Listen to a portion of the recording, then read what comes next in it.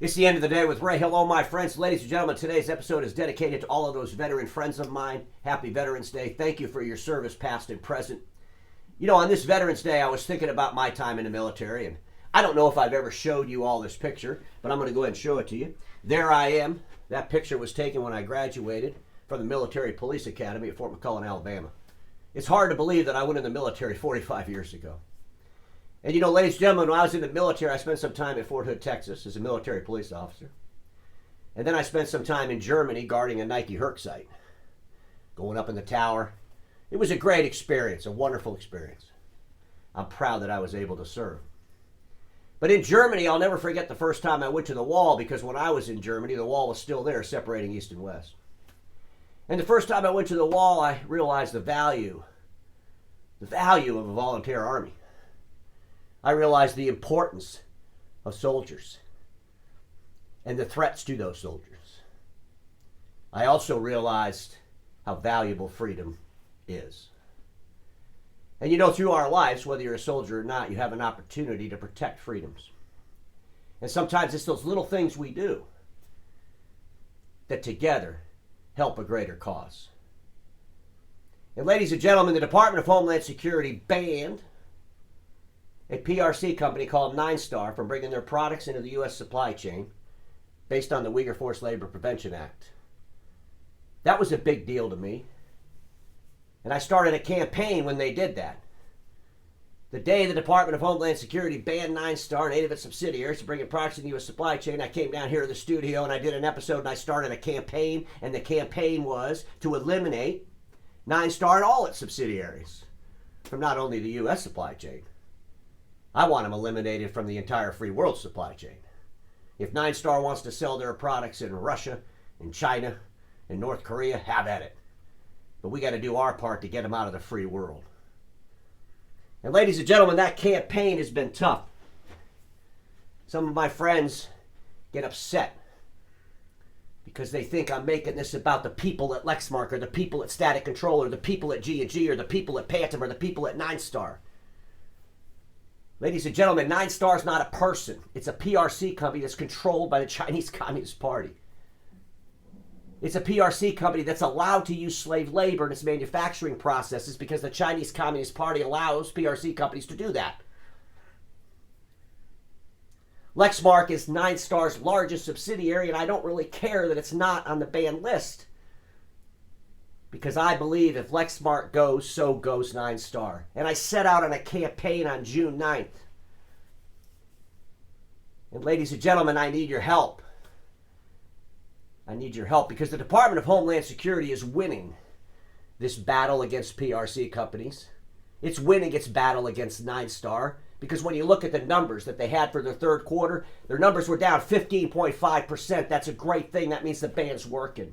Their operating profit crashed 88%. That's a fantastic thing. That means the ban's working. Lexmark's revenue's down 12%. That's a good thing. That means the ban's working. Ladies and gentlemen, we need to do our part so that in the fourth quarter of Ninestar, it drops 30 or 40%. That Lexmark drops 30 or 40 or 50%. We can win this battle. And we could tell these other PRC companies that if you're going to use slave labor in your manufacturing processes, we're going to say no. Not just the government, but the citizens.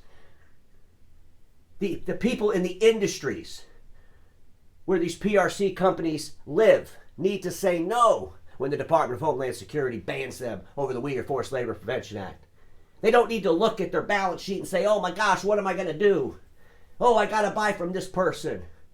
Oh, it's going to be terrible if I do anything different. It's time to stand up and do something different. It's time to fight. It's time to join in the battle.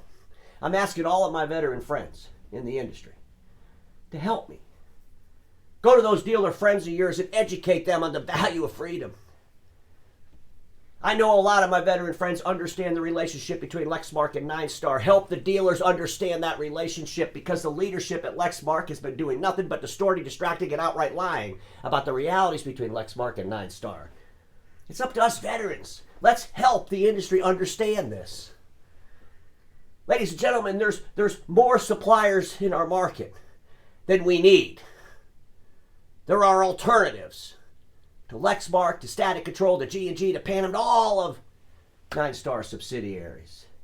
Will it be easy? Hell no, nothing good is easy. A campaign against tyranny is not easy. Now I want to address the CEO of Lexmark. I hear that some of the leaders at Lexmark are telling folks out of the marketplace that I'm only doing this because I'm getting paid. I do get paid. But I will tell you, I believe the CEO of Lexmark makes a lot more money than I do. I want my dealer friends to figure out where he's getting his money from. I'll tell you, he's getting his money from what? A PRC company that's controlled by the Chinese Communist Party. And when the money shows up in his Kentucky bank account, what does he do for his money? Since this band started, where has he been? Where has the CEO of Lexmark been since this band started? Hiding under his damn desk, and I've called him out on that many a times. He didn't even have the decency to show up at the panel discussion. Why is that? If he's got an autonomous board and they make all their own decisions, some of the distractions, the distortions that he's good about talking about, right? Well, if those are realities, then he should have been able to show up and talk about Lexmark and their relationship with Ninestar, and how Ninestar is just one of their many suppliers, and how Ninestar is just one of their investors, and how they're going to replace Ninestar as a global supplier. Distractions, distortions, outright lies. I'm proud of what I do for my money. I have zero regrets and zero apologies.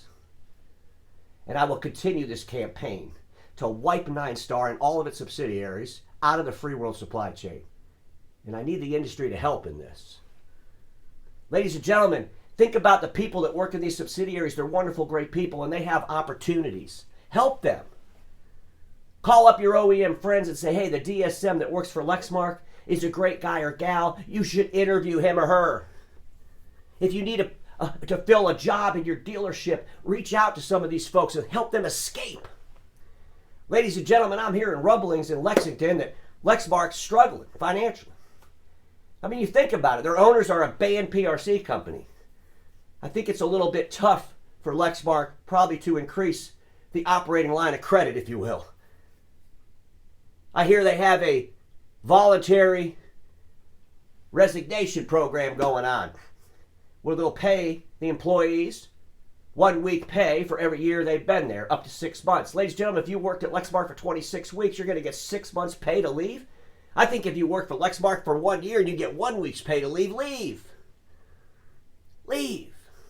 The people that work at these entities are good, quality, wonderful people. And they can go get a job. And they should.